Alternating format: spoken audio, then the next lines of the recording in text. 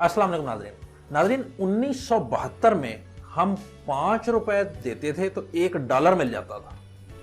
1990 की दिहाई में 90 से 95 या आप कह सकते हैं कि 97-98 के दरमियान यही डॉलर हमें 50 रुपए देने के एवज मिलता था। अगर मैं 2002, 3, 4 की बात करूं और आपको शायद याद होगा कि उस वक्त डॉलर की कीमत तकरीबन 60 रुपए हुआ करती थी। फिर 2017-18 आ गया तो डॉलर तकरीबन 120 रुपए का हो गया और आज जिस वक्त मैं ये वीडियो शूट कर रहा हूँ उस वक्त डॉलर की कीमत तकरीबन 168 रुपए है।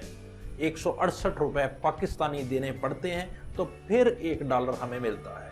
ऐसी कौन सी वजूहात हैं, कौन से अवामिल हैं जो कि किसी मुल्क की करेंसी की कीमत को या तो कम कर देते हैं, उसको डेप्रिशिएट करते हैं, या उसी मुल्क की करेंसी की कीमत को बढ़ावे की तरफ ले जाते हैं, उसकी एप्रिसिएशन होना शुरू हो जाती है। आज मैं आपके साथ शेयर करूंगा दो बड़े अवामिल, दो मेजर जो फैक्टर्स होते हैं इस करेंसी की कीमत मुतय्यन करने में जिनका बड़ा अहम किरदार होता है, उन दो फैक्टर्स के बारे में। और ये मुझे यकीन है कि आप में से 90% से ज़ायद लोगों ने उन दोनों के नाम बारहा मुतअद्दिद बार सुन रखे होंगे, न्यूज़ में, अखबारों में पढ़े हुए होंगे, लेकिन मैं आपको बड़े सादा से अल्फाज में ये समझाने की कोशिश करूंगा कि वही नाम जो आपने सुन रखे हैं वो किस तरह किसी भी मुल्क की करेंसी के ऊपर असरअंदाज होते हैं।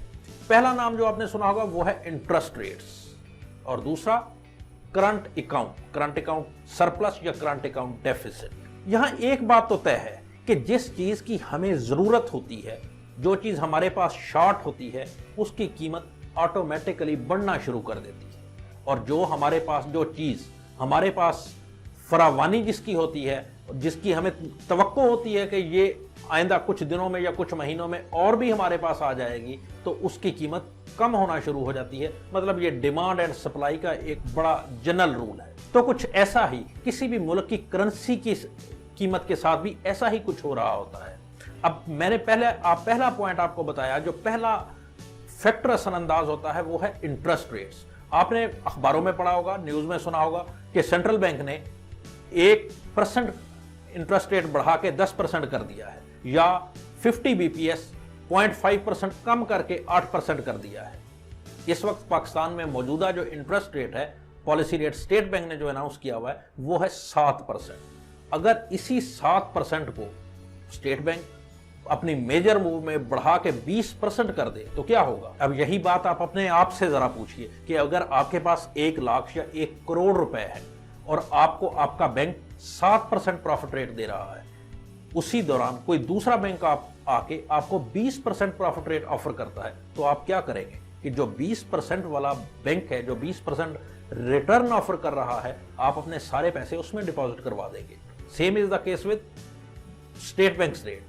जो स्टेट बैंक का रेट है 7%, अगर मैं ये कहूं कि स्टेट बैंक ने ये रेट 20% कर दिया है, 1 लाख पे 20,000 सालाना, तो क्या होगा कि जो फॉरेन इन्वेस्टर है, जो USA UK में बैठा हुआ है, वो अपने सारे पैसे उठाएगा, डॉलर उठाएगा और स्टेट बैंक से रब्ता कर लेगा। स्टेट बैंक क्या करेगा कि उनके डॉलर रिसीव करके उनको रुपए में उनकी इन्वेस्टमेंट कर देगा। वो गवर्नमेंट की कोई सिक्योरिटीज में इन्वेस्टमेंट कर लेंगे 20% प्रॉफिट रेट पे। एक इन्वेस्टर आएगा, हम उसको $1 लेके उसको 168 रुपए देंगे, 168 रुपए ही उसके इन्वेस्ट हो जाएंगे। दूसरा आएगा, तीसरा आएगा, आहिस्ता आहिस्ता डॉलर आना शुरू हो जाएंगे, इन्वेस्टर आना शुरू हो जाएंगे। फिर एक वक्त ऐसा आएगा कि हम कहेंगे नहीं जी, हम $1 के एवज 168 रुपए नहीं देते, हम 167 देंगे या हम 166 देंगे। इसी तरह ये इन्वेस्टर बढ़ते जाएंगे, डॉलर बढ़ता जाएगा और हमारा रेट जो है ना वो स्ट्रांग होता जाएगा। जो रुपया है उसका रेट मजबूत होता जाएगा। मतलब रेट की एप्रिसिएशन होगी, 168 से नीचे 167, 66, 65, 64, इस तरह रुपए की कदर बढ़ना शुरू हो जाएगी। और इसकी मेन वजह ये होगी कि हमारे पास वो डॉलर्स आना शुरू हो जाएंगे, हमारे पास डॉलर की फरावानी हो जाएगी। इसी तरह अगर वही बैंक, सेंट्रल बैंक 20% रेट से कम करके 10% कर दे, $1 लाख पे या $1 लाख पे 10,000 रुपया सालाना, तो यही अमल उल्ट हो जाएगा जो फॉरेन इन्वेस्टर है वो अपने पैसे यहाँ से निकाल लेगा। वो फॉरेन इन्वेस्टर जब रुपए को वापस हमें करेगा और हमसे डॉलर डिमांड करेगा तो डॉलर की कीमत आहिस्ता आहिस्ता बढ़नी शुरू हो जाएगी, क्योंकि डॉलर की डिमांड बढ़ रही है।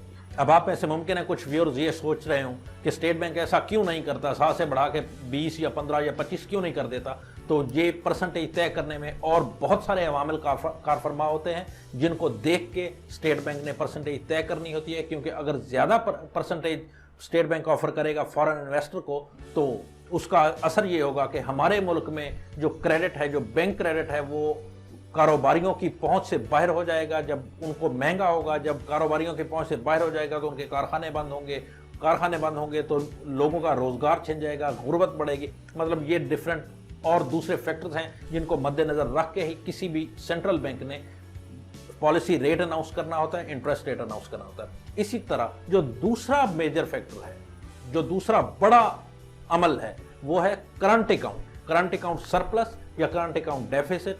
आप इसको भी अपने अखबारों में पढ़ते रहते होंगे, डिफरेंट न्यूज़ में सुनते रहते होंगे। इसकी वजाहत के लिए मैं आपको एक एग्जाम्पल देके जो है ना वो समझा देता हूँ कि आप यूं समझिए कि पाकिस्तान में आपका एक कारखाना है, आप लेदर बेल्ट्स एक्सपोर्ट कर रहे हैं।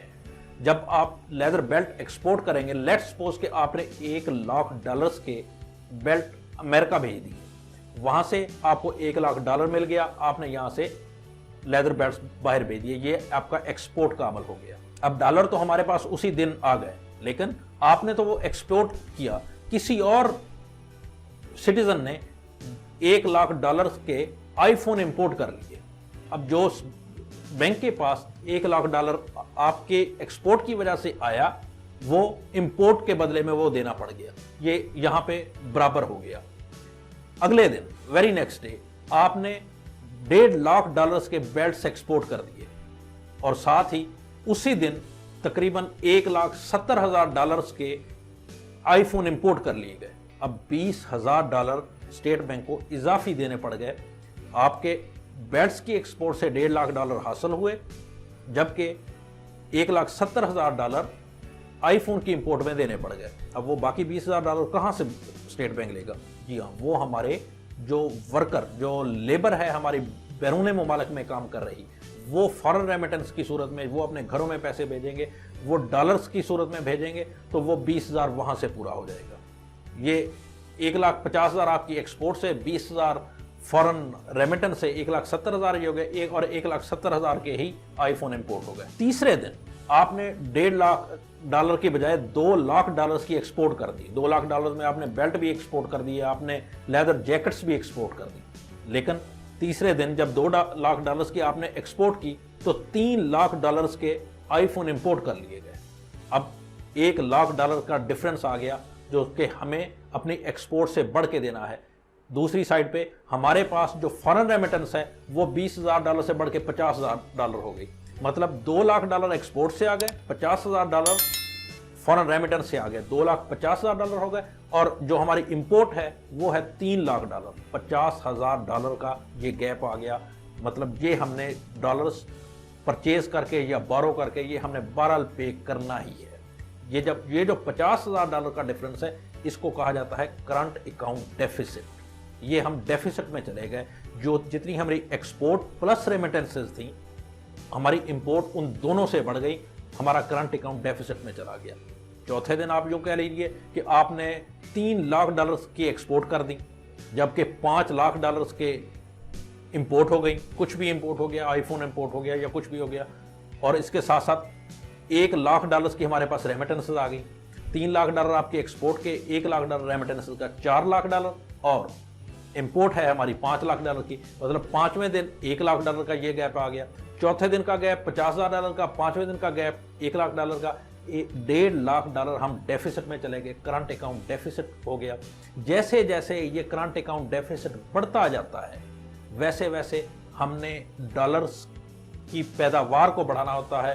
वो अगर हम अपनी एक्सपोर्ट के जरिए बढ़ा लें तो वेल एंड गुड, वरना वो बोरो करना पड़ता है, डिफरेंट दूसरे तरीकों से लेना पड़ता है, जिसकी वजह से जब डॉलर की हमारे पास डिमांड, हमारी तलब होती है कि हमने वो डॉलर इंपोर्टर को के इंपोर्ट्स के इवज पे करना ही करना है, तो जैसे जैसे हम वो डॉलर बाहर से لیتے ہیں, پرچیز کرتے ہیں, بورو کرتے ہیں, تو ڈالر کی قیمت ویسے ویسے بڑھتی جاتی ہے, ہمارا روپیہ ویسے ویسے کمزور ہوتا جاتا ہے. پوری دنیا میں کسی ایک ملک کی کرنسی کا کسی دوسرے ملک کی کرنسی کے ساتھ جو ایکسچینج ریٹ طے ہو رہا ہوتا ہے, وہ بیسیکلی اسی ڈیمانڈ اینڈ سپلائی کے رول کے مرہون منت ہوتا ہے کہ ایک ملک کے پاس جب دوسرے ملک کی کرنسی شارٹ ہوتی ہے, اس کی ڈیمانڈ اس ملک میں بڑھتی ہے, تو اس کی قیمت بڑھنا شروع کر دیتی ہے. آئی ہوپ کہ یہ ویڈیو آپ کے لیے بینیفیشل ہوگی. You are watching Public Post. Thank you very much. I am Sohail signing off now. اللہ حافظ.